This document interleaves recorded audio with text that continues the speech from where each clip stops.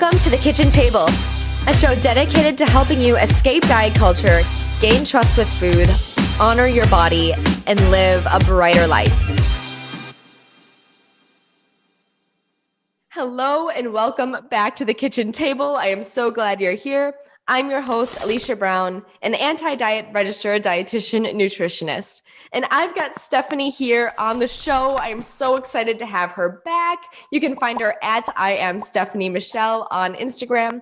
I am Stefanie Michele. Go get out your phone right now and follow Stefanie. You will not regret it. We've had her on the show a few months ago, and we had this great episode on social media and body image and comparison and kind of how it eats away at our self-esteem. That was such a great episode that I had to invite her back. Stefanie talks about all things body image, intuitive eating, and how that propels us to grow into the next version of ourselves. She's all about that self-growth after healing our relationships with food and body. And so that's what we're going to be talking about today. How in the new year, we have to get out of the dieting mentality so that we can shift our value system, so that we can actually start to embrace ourselves, have better health, have better quality of life, and kind of live out our purpose in a different way. So Stefanie, thank you so much for being on the show with us today. How are you? You're welcome. It's so much fun to talk to you. So I'm happy to be back. Thank you for having me. Oh, in the new year, we're all thinking about like, what can we do better? There's like this essence of like wanting to up level, improve, like either it's personally or professionally. And with our health, so often we're like, okay, we're going to lose X number of pounds. We are going to fit into this thing. We are going to look great for X event coming up this year. And what are your thoughts on that? Kind of like setting these like goals for how we're going to eat or how we're going to look. I'm not a fan of the traditional resolution in terms of, especially because we are just so trained to turn resolutions into weight loss goals. And, I need to get healthy, which is such a generic, wide, vague term. Because I think that when we talk about like, oh, I want to get healthy, we mean to say, I want to lose weight. I mean, that usually is what is the meaning behind that really.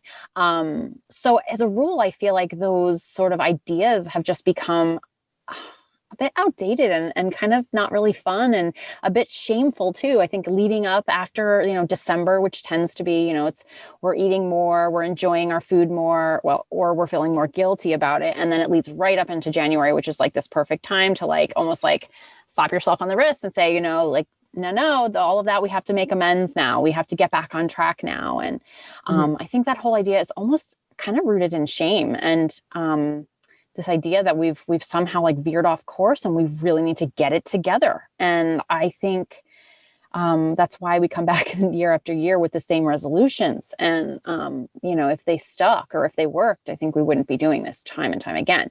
So yeah, I have a whole different opinion, or not opinion, but I have a whole different idea of what New Year's can look like, because I'm not opposed to the idea of like using it as a time to get clearer and to like kind of reevaluate ourselves and our intentions, but in the traditional ways that's presented to us, which I think we just fall into the habit of doing. I think it can be misguided. So we need more clarity, more intention behind this idea of putting together a resolution, which for you is more like thinking of ways that we can take our experience or take how we are right now and just elevate it, rather than going to our default food and body changes for resolutions. You're like, that's not super intentional and default, and it hasn't worked before, so why would it work now? Early in what you said there, you said, like when we set these goals, we want to make the goal to be healthy, but really underneath that, there's like this element of weight loss. Do you think that that's true for a lot of people? Why is like being healthy equated with losing weight? Like, what is that idea? What is that?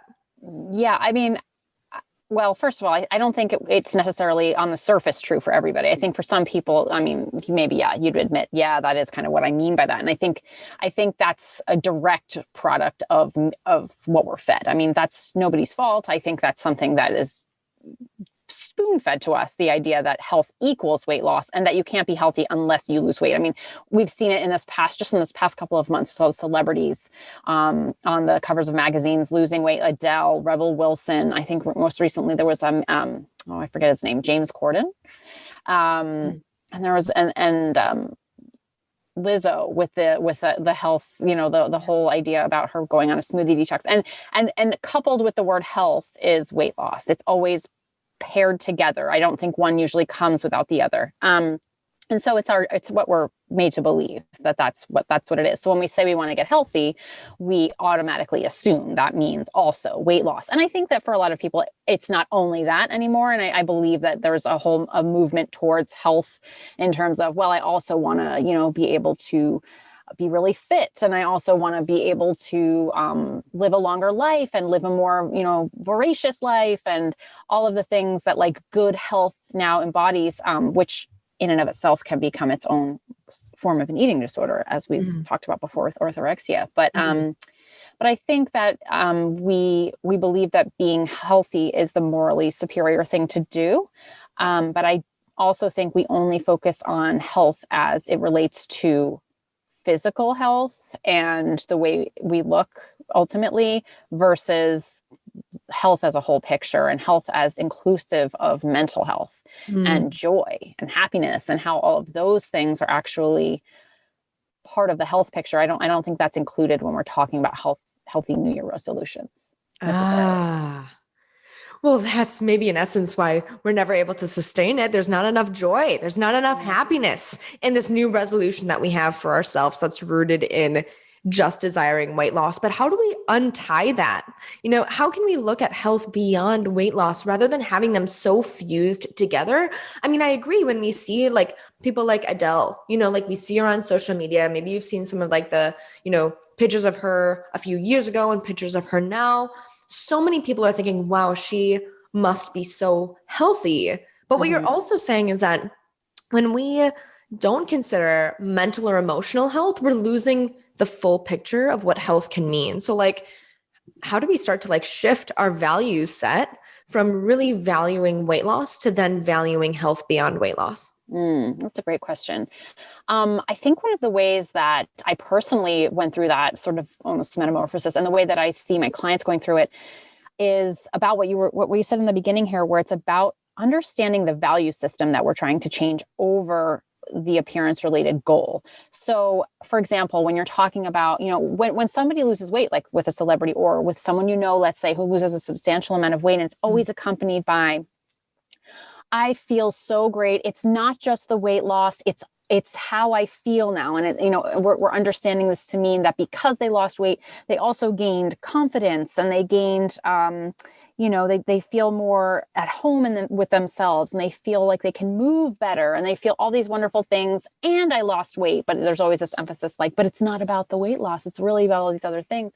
And I think that we are really chasing those feelings. We're not necessarily chasing that body. I think when we start to look at this as, what am I really after? Like, am I after, I think we all would agree that the body it has become the representation of all of these feelings. But really, when you really start to think about it, it's, how is it that I want to feel? And do I want to feel more confident? Do I want to feel more sure of myself? Do I want to feel more at peace when I wake up in the morning and I'm not, thinking about the food I ate yesterday and feeling guilty about it? All of these things about the way you feel don't have to do with the way that you look. They can happen outside of changing your body. And I don't think we're sold that narrative. I think we're told that the way you get these feelings, the way you come to this is to lose weight. And it's not even an option that we're given, that we can actually achieve health in a mental health. We can achieve a greater life satisfaction. And we don't have to lose weight to do that. And I think if we start to approach, and if weight loss happens as a byproduct of you embracing those values, by all means, like, I'm not anti you losing weight if that's what happens. But if we use weight loss as the means to achieve those feelings rather than the other way around, then I think that's where it's unsustainable. Oh, and maybe something deeper in that. The reason why it's unsustainable is that because when we even gain our weight back over time because our bodies are constantly changing, then all of a sudden the happiness that we supposedly gained because of this weight loss is so tethered to that weight loss that any weight gain would compromise our amount of happiness. So then our whole life is thought to be surrounded by preserving the weight loss that we've gained to preserve that happiness. So that in essence is very unhealthy. And the mental state that we get in to preserve that health, that weight loss, that will chain us, to our body so much that it'll distract from maybe like achieving our greater purpose in life, Absolutely. What do you think about that thought? 100%. I mean, that's what happens is that we use our bodies as the barometer of all of those other things that we're actually, after the things that we're actually, that do make us happy. And so if our weight goes up, our confidence must go down. If our weight goes down, that means our confidence must go up, when in fact, that's not actually the lived experience in terms of, especially for weight loss. I find that my own personal experience of that and the clients that I see, weight loss is there's never enough. And so you never actually get to the point of feeling like you really feel great and now you can live this healthy life. It's always like a desire for more. And so I think when we tie our goals to weight loss, we end up putting ourselves in a box because we're not at liberty to feel any of those feel good feelings and or feel like we are healthy human beings without the weight loss attached to it. And so I think it's a matter of looking at this the other way around. When I've mentioned to you on the previous episode that I struggled for decades with an eating disorder. And the point of change happened when all of a sudden I realized that my desire to feel better in terms of not suffering mentally, with my mental health anymore over food and body and body shame. When that desire to feel good usurped my desire to control my body and my food. And so that almost gave me the freedom to be able to explore this from an angle of, I need to change the way that I feel because I can't tolerate living this way anymore. And suddenly when that became the priority, when it became a matter of, I no longer want to, like, I have 3 kids. I no longer want to feel like I have to have different meals from them and not enjoy our family dinners. I don't want to feel like I have to plan my birthday meal around the food I'm eating. I mean, my birthday activities around the foods I'm eating that day. It's stealing from me. And so when I started to prioritize the way I wanted to feel over the way that I looked, which again is like a value system shift, that is when real change was able to happen. That is so powerful. Thank you so much for sharing your experience in that way. It's like you went from being so focused on the weight and how you looked to having this realization of how that's affecting how you're thinking about yourself and how you're treating your body, and that kind of like cyclical dieting pattern almost, it seems like, how it's realizing for a moment how that dieting mentality and how, manipulating your food choices and having to accommodate, foods you're eating, how that's affecting other areas of your life, which then brought you back to focusing on more of your mental health, prioritizing that over how you looked. Does that feel true? Very. Yes. And the more that I was able to do that, the more I realized how, like, it's one of those things where you're like, oh my gosh, why did I not understand this before? How could I not have seen this? But yeah, when your mental health is free, when it's not basically, I think before it was like, you're looking at health only from this physical lens, and including nutrition and including in terms of like, I want to feed my cells only the cleanest and purest of foods, not even just weight loss, but even that whole idea of health. It's still based in physical. It's still the idea of food and exercise can come into that too, in terms of making sure that you're moving and that your body is fit enough, but it's physical and it neglects these very important other pieces of the puzzle, which, I mean, when you look at studies of countries where, they have the blue zones and they have, who's lived the longest, and even the people who promote the blue zones are very nutritionally focused. And I do find that there's a clean eating hierarchy there. But when you really look at that data and you're seeing who's living these long and happy lives that I'm after, the common denominators are, yes, there's nutrition. That is a piece, but it's only a piece. There's also community. There's also joy. There's also togetherness, family gatherings, laughter, taking it a little easy, rest, the power of like not like grinding yourself into the ground. All of those things I think are really overlooked in the name of nutrition, and they are just as powerful, and if not more. And I think that when you start to accept that as just as important as the foods that you're feeding your cells, you realize that you may have been approaching health all wrong, and that the desire to, if you want to be healthy in the new year, this is going to involve a lot more than just buying some vegetables and, intermittent fasting. It's going to be choosing connection over isolation. It's going to be choosing to be your authentic self over your performative self. It's going to be, which establishes like true connection with people. There's so much of ourselves that we're not looking at that's playing a role into our health. Do you think pursuing weight loss and pursuing solely our physical health in some way distracts us from actually looking deeper into who we are and how we're meant to show up in this way? Maybe distracts us from, the parts of us that we don't love, or the parts of us that don't have that connection, the parts of us that don't have, as you're saying, these people in the blue zones, like when you talk to them or see, I've watched documentaries, like there's so much love and community and relationships there. I think that's what keeps them alive way more than nutrition or how they walk every day. We latch onto that because we see that impacting our physical health. But what about like, what part of our mental health aren't we exploring, and why aren't we exploring it? Oh my gosh, this is like the question. And this is like why I think I'm so passionate about what I do, because I spent so many years chasing health. And I was miserable. I was physically, I guess on paper, I was probably healthy in terms of, I was feeding myself the right foods and I was exercising daily. Okay. But I was also so obsessed with those things that I was bowing out of social connection because I would avoid places that didn't have the right foods for me. I wouldn't eat for example, when I get together with my family, I wouldn't eat the foods that bring me so much joy now because they connect me to my childhood and they're shared around a table of a family eating together. I had to make a separate meal for myself. So this was these ways in which, and also I think that there's a sort of sense of superiority you can get from eating really well and being the clean eater and being, and the amount of upkeep takes up all of your mental space, and it also sets you apart from others. And this, by its very nature, takes you away from people.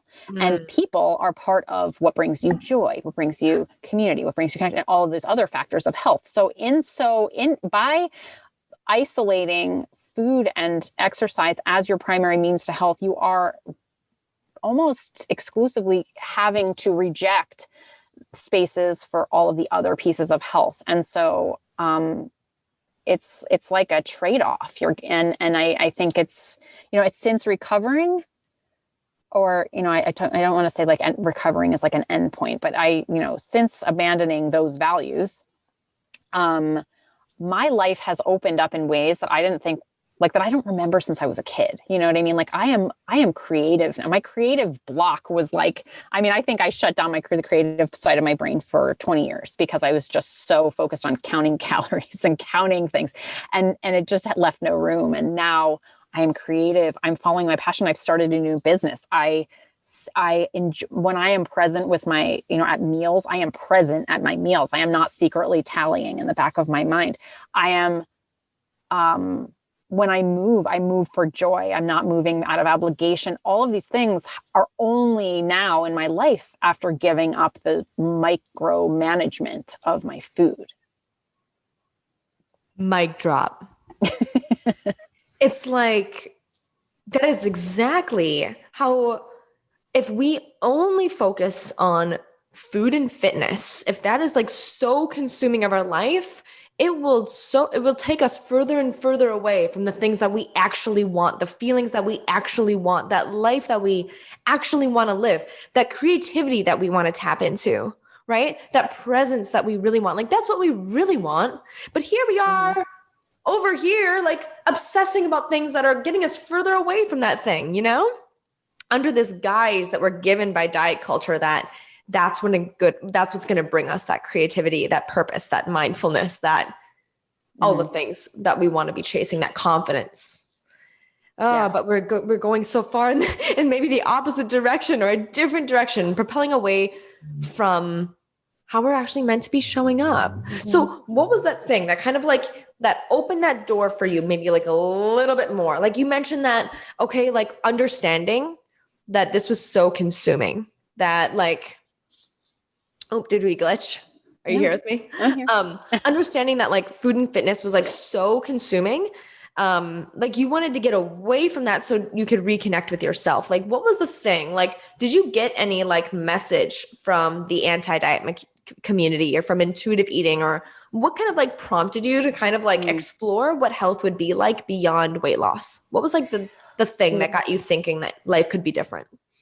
That's a great question. And it actually happened years before I actually opened my mind to it. I don't remember why I wasn't intentionally following any anti-diet accounts because I was certainly following clean eating. I mean, that was what I was doing.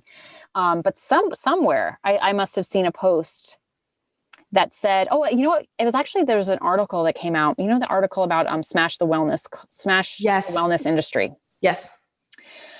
That article came out and there were a lot of posts around that were basically it was the first time that I'd ever heard anyone challenge the wellness industry and claim diet culture in disguise. I had never heard this before, but the second I read it, I knew it was true, but I couldn't admit that to myself because I was heavily invested. It was my identity. I was a health coach at that point. I mean, I still am a health coach. It's just that the definition has changed of what health is.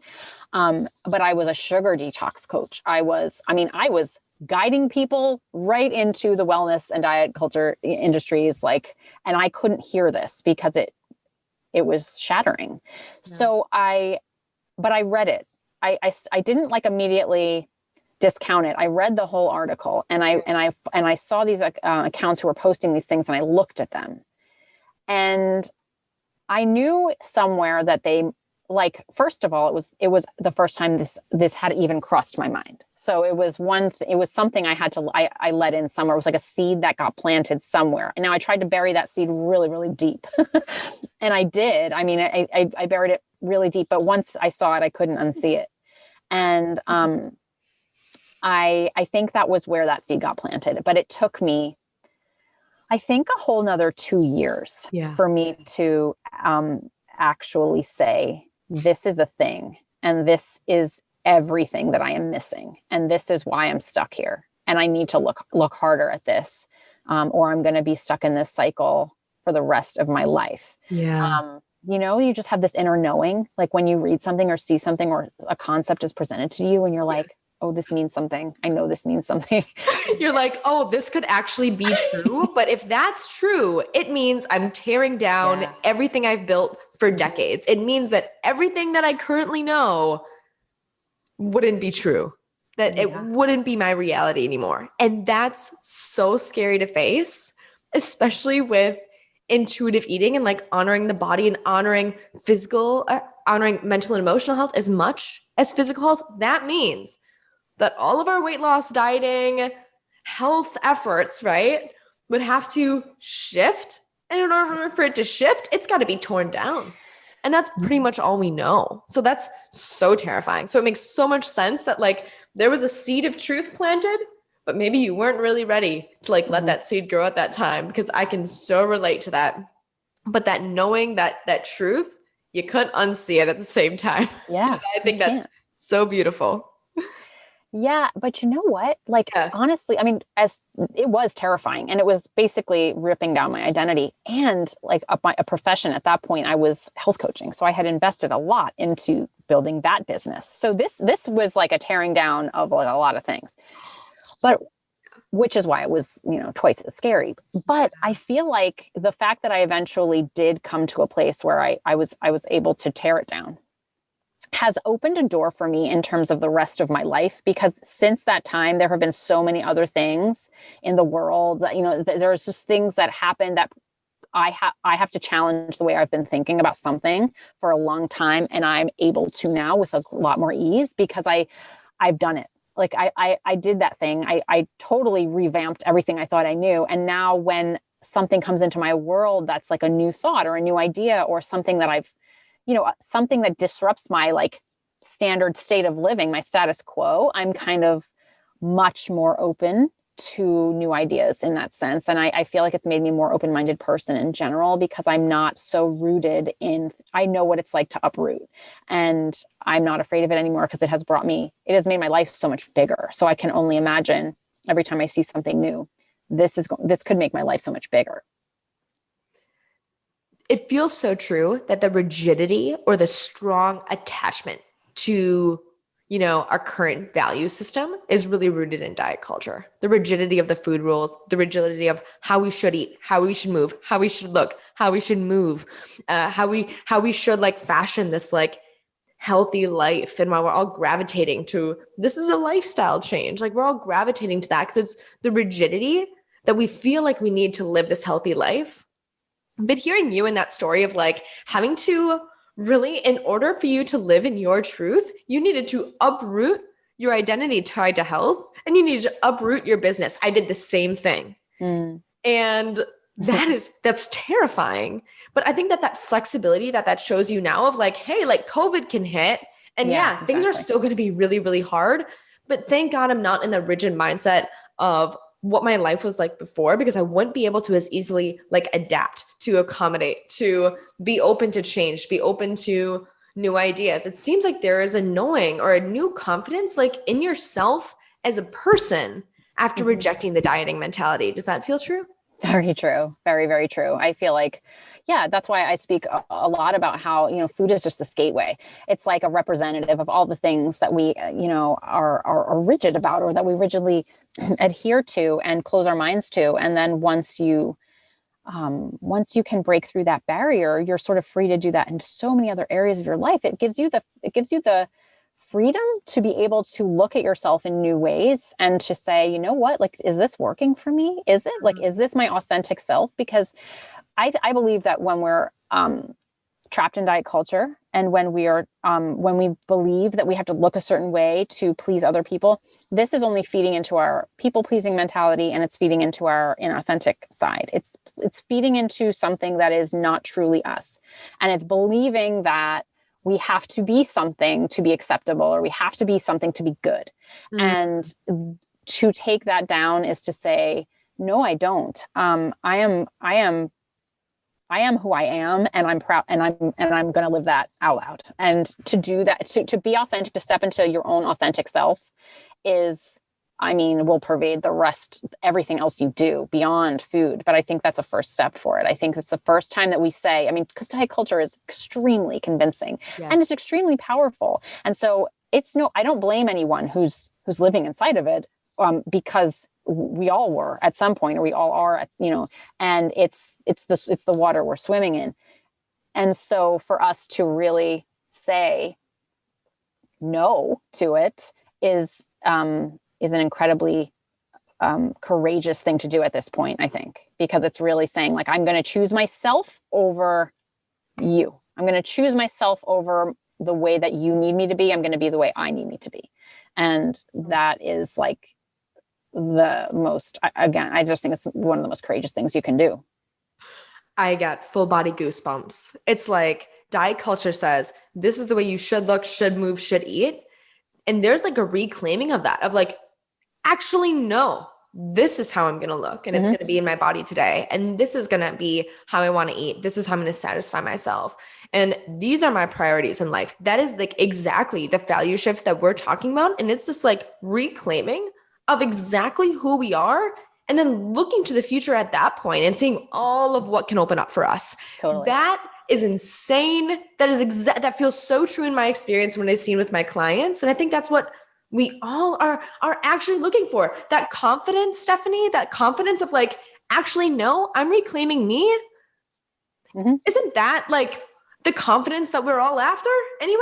Yeah. Like you don't have to lose weight to get there. We can just have that by reclaiming us. Like that's the energy that I want to see from other people. Like that's that's who I'm gravitated toward, like in a room, right? Right, Like exactly. that's like the friends that I want to have. Like that's the life that I want to build. It's kind of like off of having that sense of self and sense of how to reconnect with that authentic self. And right now I'm thinking about the person who doesn't feel confident, that feels like this is such a stretch, to give up the weight loss, to give up that like tie to health is their identity. Like I'm thinking of that person right now. That was me. That was like, so, like so invested in either weight loss or eating the healthiest thing or physical health only by neglecting their mental or emotional health. Like dealing with that later, I want to, just so tightly cling on to this reality that I've made for myself, so centered on rigid health rules, rigid fitness rules.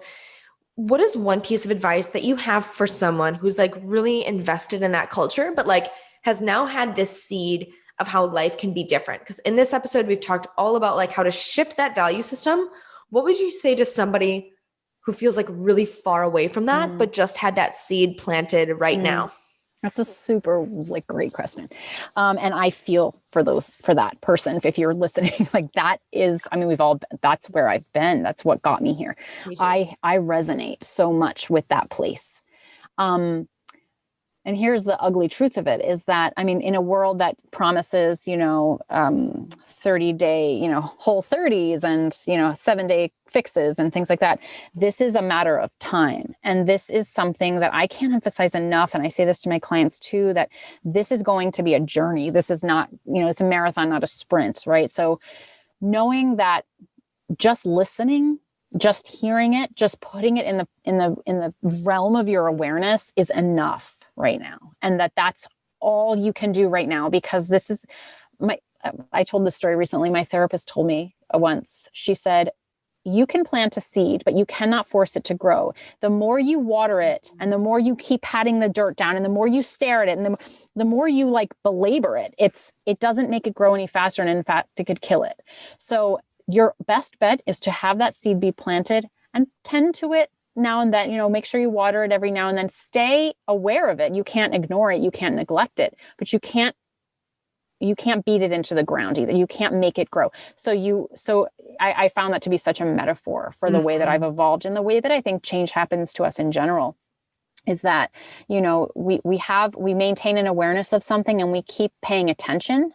And without force over time, if we do commit to that attention, it will grow. And it will, and our patience is a virtue here. And so, reading books that you're hearing about, listening to podcasts such as this one and wherever this one, whatever one comes next, and curating a social media feed that does reflect some of these ideas that might challenge your very core.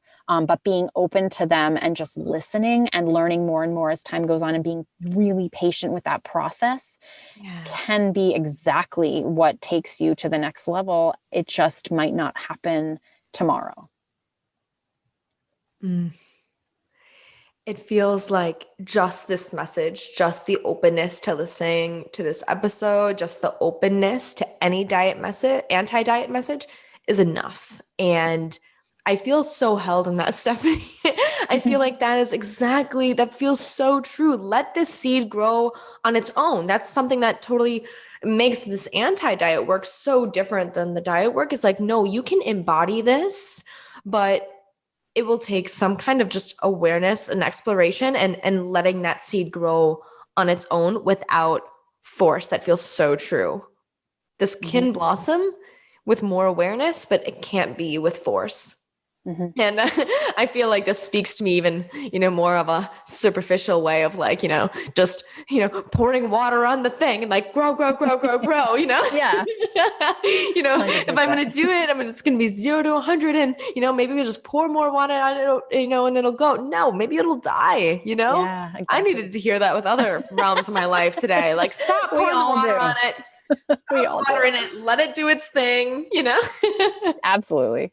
Yeah. I mean, I need to hurt you. I'm no exclusion to that rule. I feel like in general, I think we are just so in a rush to fix ourselves and we're so in a rush. And there is, yeah, you do have to water it. It's not like you can ignore it and wait and expect something to happen. That There's a Right. difference there. But yeah, but that, it's just it's a patience game. And but that also, the idea that what you're doing is enough, because I think sometimes we just need to hear that too. Like, what you're doing might be enough. Like, I think we're just used to feeling like we always have to do more. It always has to be bigger. It always has to be better. And I think it's just like, there's such a value in like just letting things evolve naturally. Oh, that thought is so foreign to us though, Stephanie. 'Cause it's I like, oh, know. we could just run on the treadmill more. We could just eat cleaner. There's always like that next step, that next step, that next step, and that feeling of like it'll never be enough. And so, yeah, I hope the door is just open, just slightly open for someone who's willing and ready to receive that, like even this right now, this taking your time right now to listen to the show, taking a moment to center yourself and like digest this message, like even that can be enough. This is watering that seed for the day. And like, thank you. And like, thank you for being open. Like, there's a sense of like just gratitude that I feel right now for any sense of openness to receive the anti-diet message, because like you're saying, for us both, like there was a time we maybe weren't ready, but that seed was planted for us too. Oh, I feel so whole. Oh, We're not talking about the whole 30. We're talking about the whole rest of our lives on the show, yeah, that kind of hole. Exactly. This kind of whole, like being a whole person. Can you share with everyone, like, where they can connect with you? I dropped your Instagram handle. Can you do that again? Can you tell us your website, where we can find you, how we can work with you, all of the things?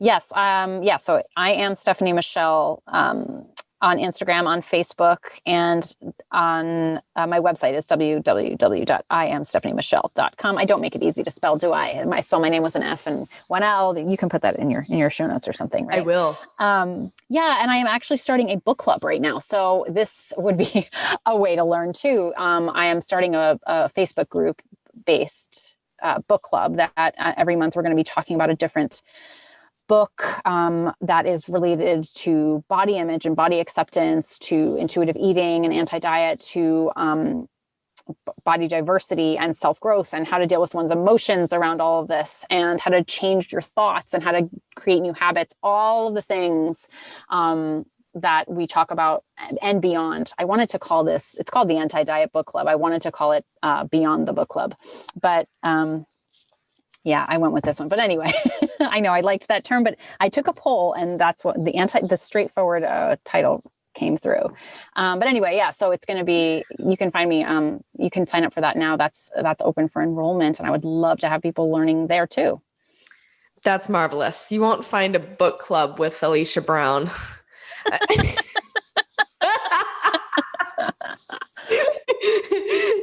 There will be no reading over in my circles. This one thing, I should actually be joining the book club, because that's one thing I could invite more into my life. So go follow Stefanie Michele. I will link you all in the show notes, and join the book club. See what you can do to work with her, and just follow. I am up on your content all the time. I'm such a big fan of you and your work, and thank you so much for sharing your passion and your message with us here on the show of shifting our value mindset. I'm going to ruminate on this probably for the rest of the day as I try to pour water on my seed. No, just kidding.